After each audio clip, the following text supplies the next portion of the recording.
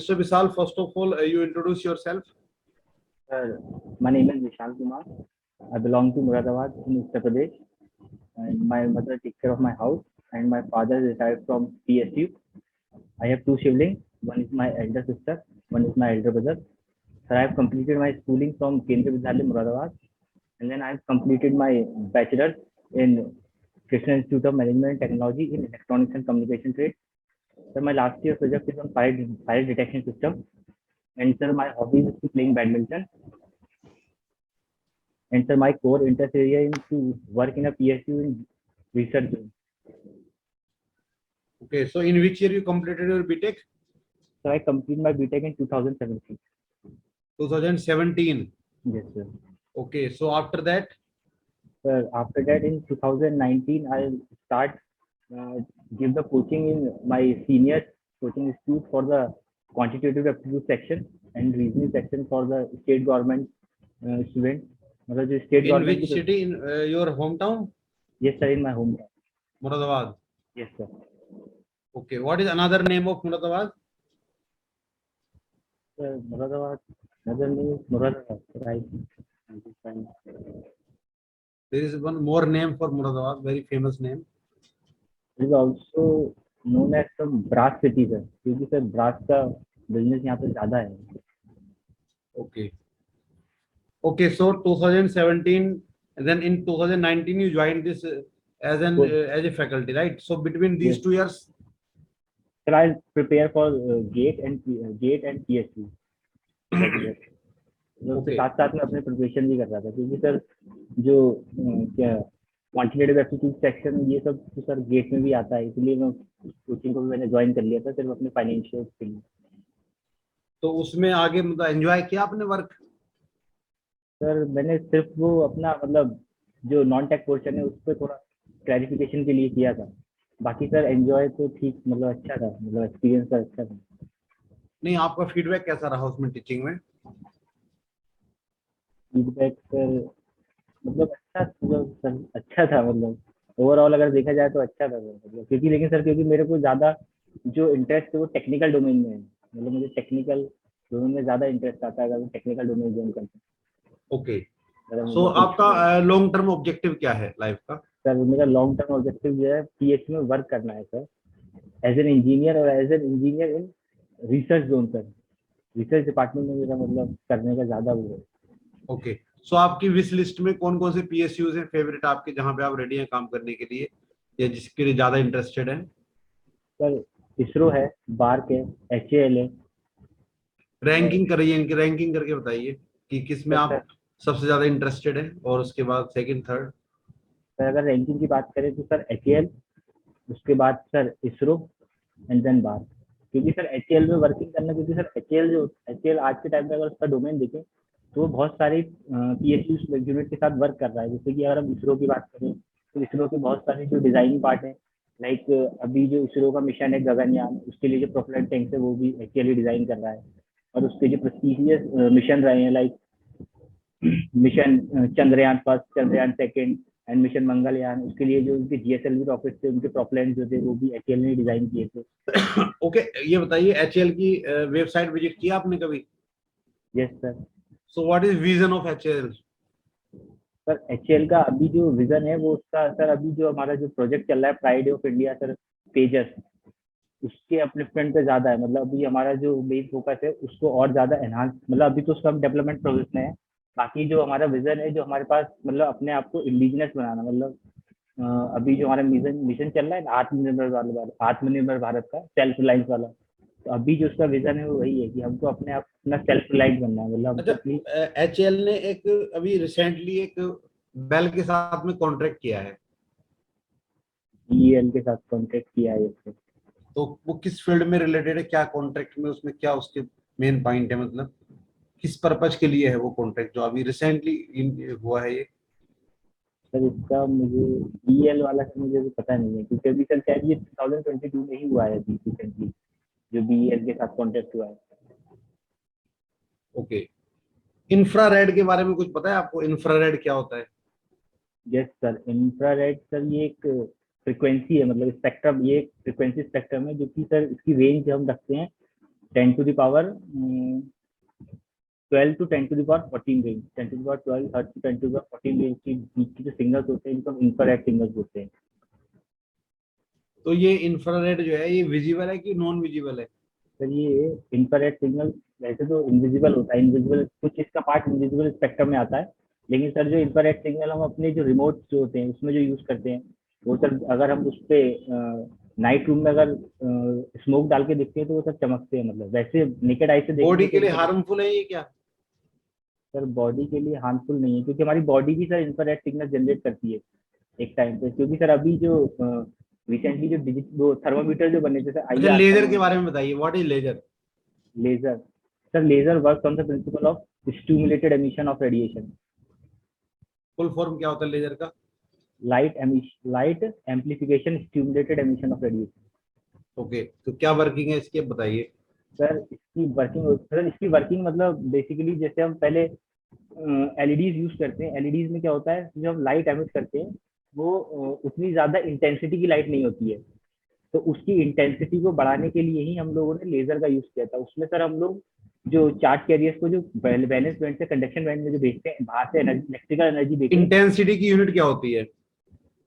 Sir intensity की unit मतलब intensity को डिफाइन करते हैं कि कितने नंबर ऑफ चार्ज कैरियर पर unit area per unit time किस कहाँ पर इंसिडेंट हो रहे हैं, तो सर तो क्या इंटेंसिटी यूनिट बनेगा उसका? Number of charge carrier Q per unit charge per unit area per second. Okay, अच्छा, y equal to X square और प्लस एक्स क्यूब है, यस सर, ठीक है। Yes sir. इसका एक रफ स्ट्रक्चर बना सकते हो, रफ स्केच, मतलब नोट एग्जैक्ट, बट इसके ग्राफ को अगर प्लॉट करें कुछ इंपोर्टेंट पॉइंट्स उसके बारे में अगर आप मेंशन कर पाए। यस सर, ये एक मतलब सर नॉन लीनियर इक्वेशन है, तो इसका ग्राफ जो होगा सर राइजिंग ग्राफ बनेगा विद एक्स की जैसे जैसे वैल्यू बढ़ाएंगे तो सर ये ग्राफ जो होगा राइजिंग ग्राफ बनेगा, और ये ओरिजिन से पास होता हुआ निकलेगा, मतलब ओरिजिन को पास करेगा ये ग्राफ। और बाकी तो सर अब इसके ऊपर अगर आप पॉइंट की वैल्यू रखेंगे तो ये इंक्रीजिंग ग्राफ बनेगा सर। इसका स्केच करना है सर। हाँ, एक रफ रफ स्केच करना है। Okay okay.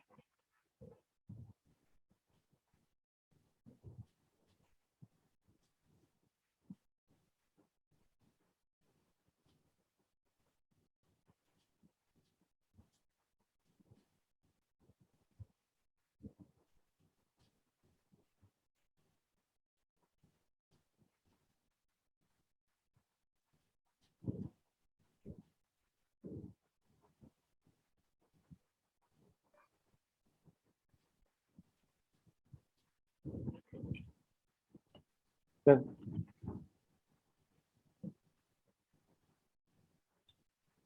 ओके, मतलब ये केवल जीरो पे जीरो आ रहा है, right?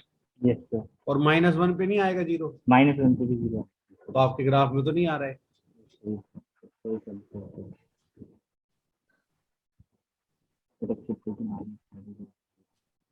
Okay, no issue.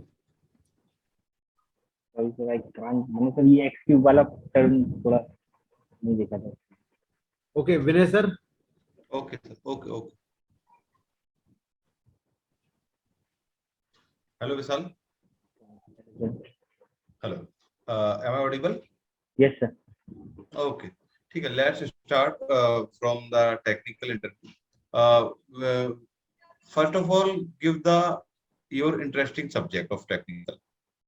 Sir, my interest is on sir signal system, network theory, control system, and sir communication system and analog PDC. Oh, okay, okay, okay. What is the Parseval theorem in the signal and what is the Parseval theorem in signal system? And define this theorem with respect to the Fourier series, discrete Fourier series. Discrete Fourier series.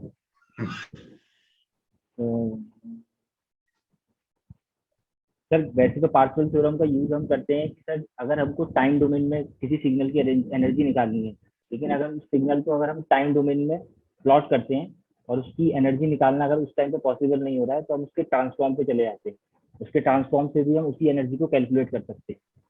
किसके transform पे चले जाते हैं? जैसे signal के transform. Yes sir, signal का transform निकाल, signal के ट्रांसफॉर्म से हम उसकी एनर्जी है, अगर सिग्नल एनर्जी सिग्नल है तो हम उसकी एनर्जी कैलकुलेट कर सकते हैं, और अगर सर पावर सिग्नल है तो उसकी हम पावर एनर्जी पावर कैलकुलेट कर सकते हैं सर। तो ट्रांसफॉर्म कोई भी कर सकते हैं उसका। अगर मान लो फोरियर बात करूं, लाप्लास लूं, कोई भी ट्रांसफॉर्म ले लो, Fourier series, we can use any of the transform. Signal का ट्रांसफॉर्म सर, अगर फोरियर ट्रांसफॉर्म होता है, फोरियर ट्रांसफॉर्म में पॉसिबल है। और sir Is I want to say that in all the transform, in each and every transformed form, the theorem is similar or not? This is the simple question. That part I don't, मतलब ये नहीं पता कि sir हर उसमें लगेगी, लेकिन ये sir मतलब एप्लीकेबल तो अगर चलो चलो, okay, next question. What is the difference between polar plot and Nyquist plot? Polar plot and Nyquist plot, sir polar plot को हम लोग ओमेगा इज इक्वल टू 0 से omega is equal to infinity के लिए प्लॉट करते हैं, जबकि जो नाइक्विस्ट प्लॉट होता है वो एक कंप्लीट पोलर, मतलब एक कंप्लीट पोलर प्लॉट अगर हम डिजाइन करेंगे तो वो नाइक्विस्ट प्लॉट कहलाता है। Nyquist Complete plot polar plot means from from omega is equal to minus infinity to, from minus infinity to plus infinity, अगर हम then this इसको plot is called the Nyquist plot. मतलब sir जो polar plot होता है उसका जो complete analysis होता है उसी को नाइक्विस्ट प्लॉट बोलते हैं। चलो, this is the first difference. Any other difference? The difference of Nyquist plot. So with the help of Nyquist plot, we can identify the stability of the system. We can identify the Yes, sir. stability of the system. We can find, yes, sir. We can find out how many number of poles which get lie in the which can lie in the right hand side. Line And we can define this, and by seeing this, we can define the stability of the system. stability of the system. We can use to find the Nyquist stability criteria for closed loop system.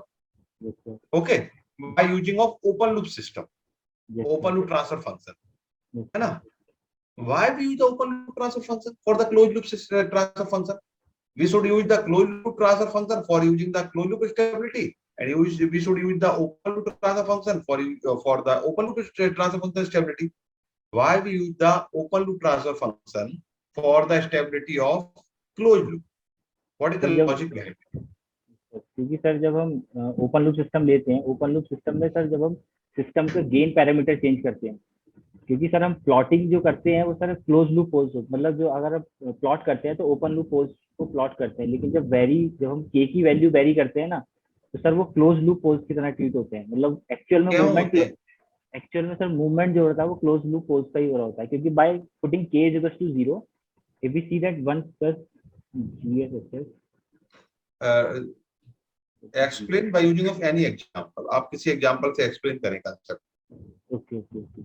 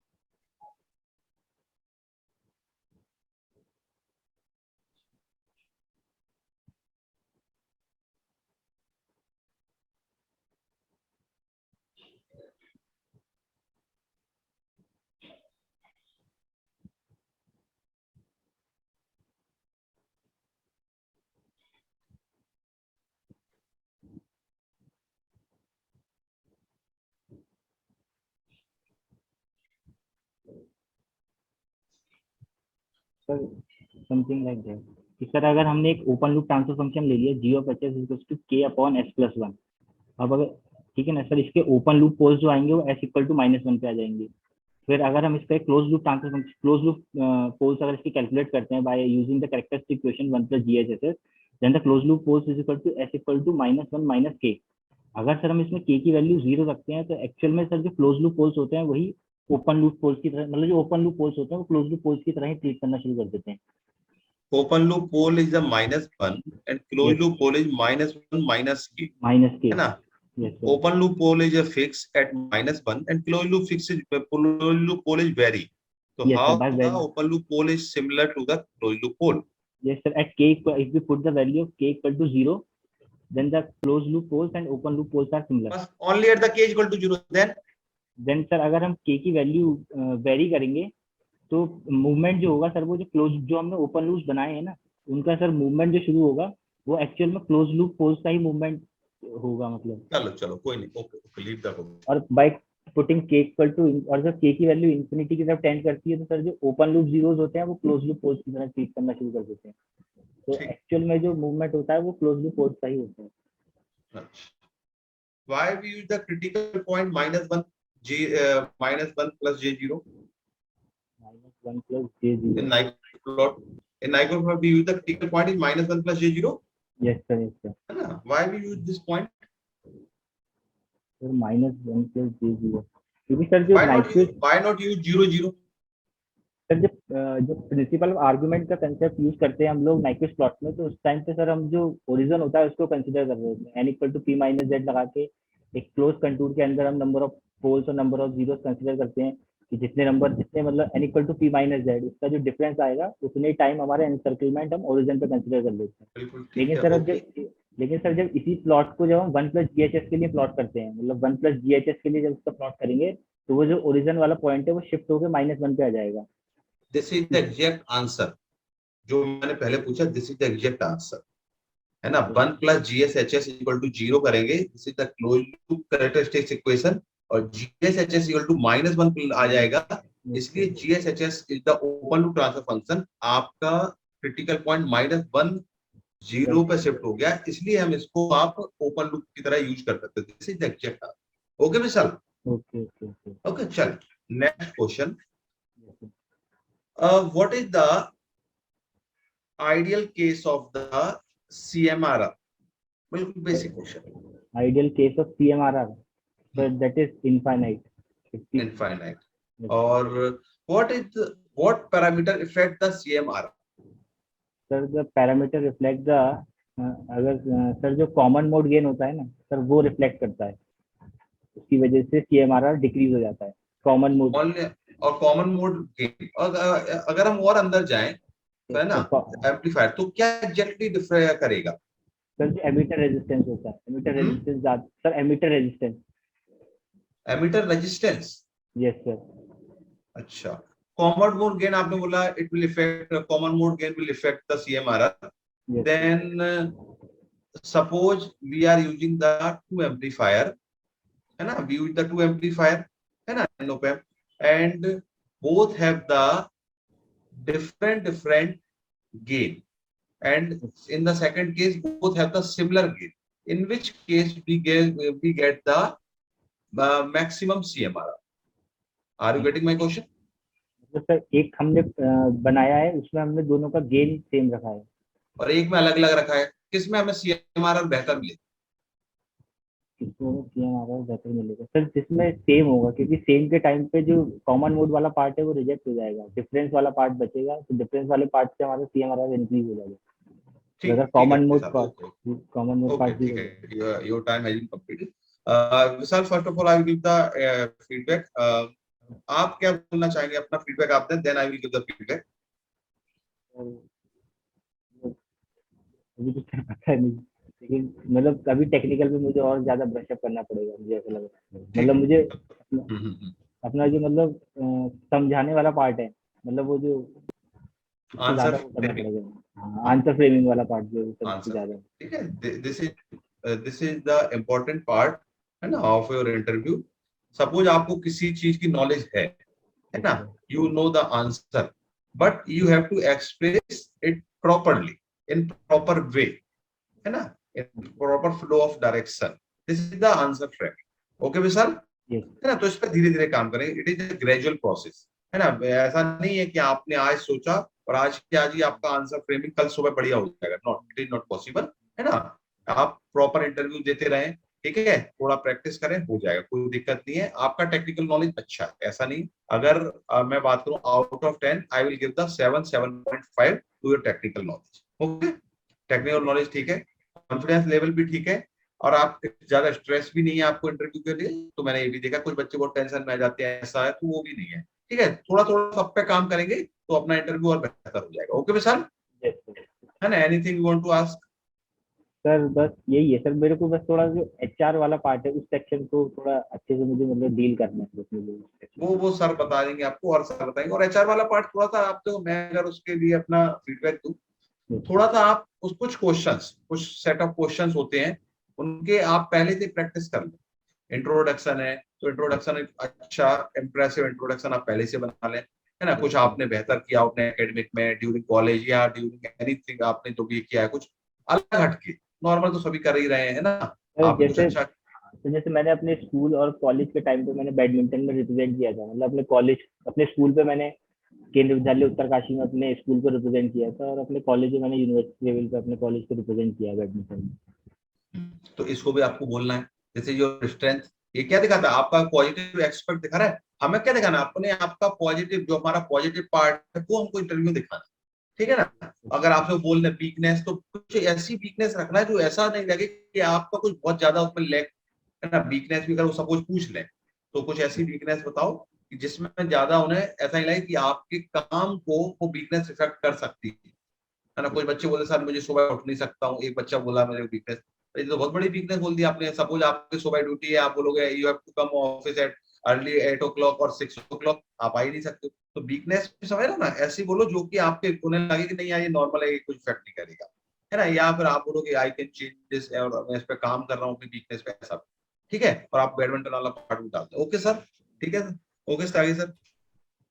Okay Vishal, Yes, sir.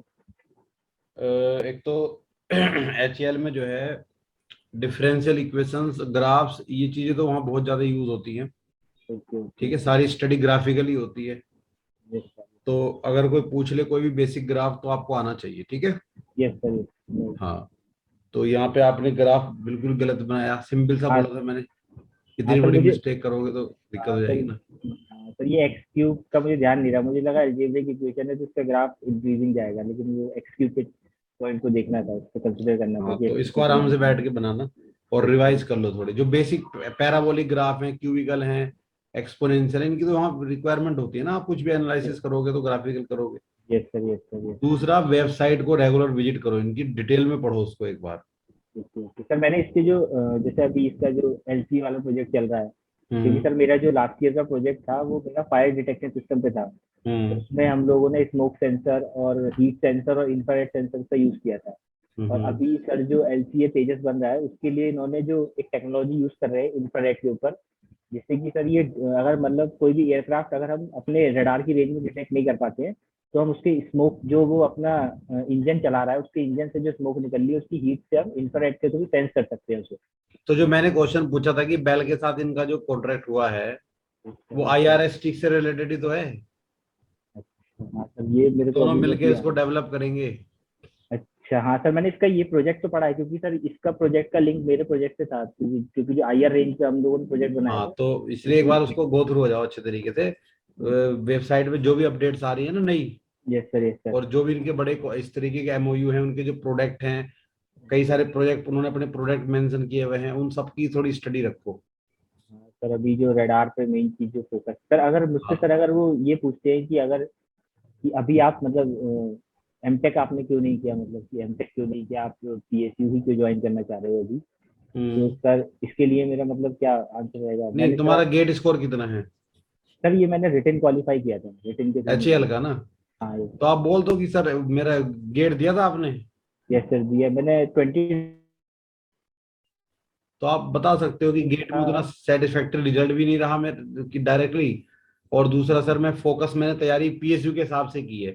मेरे को पता था कि HAL का recruitment निकलेगा, जैसे निकला था काफी टाइम पहले, यस तो मैं उस फुल्ली उसी के लिए डेडिकेटेड होकर तैयारी कर रहा था। उसका रिटन एग्जाम काफी टफ होता है, ठीक है, और उसमें सर क्वेश्चन भी अनएक्सपेक्टेड होते हैं, तो हाई लेवल की तैयारी करनी होती है अगर PSU सर जैसे सर मैंने सोचा था कि अगर वो मुझसे पूछते हैं कि आप मतलब अभी एमटेक क्यों ज्वाइन नहीं कर रहे हो, आप PSU को ज्वाइन करते हो, सर मैंने सोचा था अगर जैसे मैं उनसे बोलता हूँ कि sir as an electronics engineer अगर सर मैं प्रैक्टिकल नॉलेज लेने के बाद अगर मैं उस चीज़ को अपने अगर मुझे इन फ्यूचर अगर मुझे मौका मिलता है कैरी फॉरवर्ड करने का मास्टर्स के लिए, अगर मुझे प्रैक्टिकल नॉलेज पहले से होगी तो मैं उस प्रोजेक्ट को अच्छे से डील कर पाऊंगा। मतलब मेरे पास एक विजन और डायरेक्शन हो जाएगी एप्लीकेशन ओरिएंटेड, कि मुझे इस एप्लीकेशन से रिलेटेड मास्टर्स या किसी भी चीज़ की। आप ये बोलो कि सर देखो इसमें क्या है कि खाली एमटेक करके तो आगे करियर में फिर वही जॉब में जाना पड़ता है, या तो आपको या फिर यस PhD।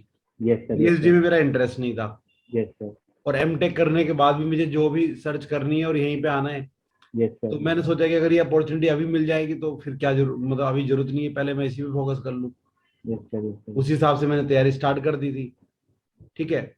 वो तो एमटेक में तो कोई ऐसा क्राइटेरिया भी नहीं है कि आप अभी नहीं कर सकते, वो 1 साल बाद भी कर आप सकते हैं यस IIT के अंदर, कोई यस सर, दिक्कत नहीं होती। लेकिन PSUs में तो एक एज लिमिट भी होती है, और उसमें एक मतलब कि फ्रेश कैंडिडेट जितना, मतलब कि ज्यादा वो ना हो टाइम। ज़्यादा टाइम नहीं लगाना चाहिए। मतलब हाँ अगर अपॉर्चुनिटी मिल रही है तो सर मैं पहले इस तो अपॉर्चुनिटी को ग्रैब करके, बिल्कुल। क्योंकि सर हो सकता है कि अगर HAL का एनवायरमेंट इतना अच्छा है, इतने मतलब वहाँ पर और हाईली रिक्रूटमेंट का क्वालिफाइड। भी पता नहीं होता ना कि कब निकले कब ना निकले। यस सर, क्योंकि इसमें भी सर HAL पता में भी चले कि हाई। एमटेक कर लिया और उसके बाद रिक्रूटमेंट नहीं आया कोई, यस सर, लेट हो गया, तो इसलिए सर अभी अपॉर्चुनिटी है तो मैं तो उसी के ऊपर लगा हूँ सीरियसली। बस मैंने इधर उधर सोचा ही नहीं कुछ, जब भी मेरे को पता चला HAL, तो उसी दिन से मैं तैयारी पे मतलब लगा हुआ था, तो उस डेडिकेटेड होकर मैंने तैयारी शुरू कर दी, और फिर उसके बाद मैं इंटरव्यू की तैयारी में लग गया, मैं उसी पे फोकस किया मैंने, बस ज्यादा सोचा नहीं इधर उधर। ठीक है। यस सर, यस सर, हाँ, और अपने कॉन्फिडेंस को हाई रखना है, घबराने की वहां पे जरूरत नहीं है बिल्कुल भी, और मतलब इसी तरीके से रहना है, बिल्कुल fully confident. Okay. Yes sir, yes sir, control system, signal system, और बेसिक्स ऑफ कम्युनिकेशन, ठीक है। और ये जो extra laser, maser, radar, electromagnetic spectrum, इनके बारे में थोड़ी नॉलेज रखनी है अच्छे तरीके से। Yes sir, yes sir, okay, all the best. Thank you sir.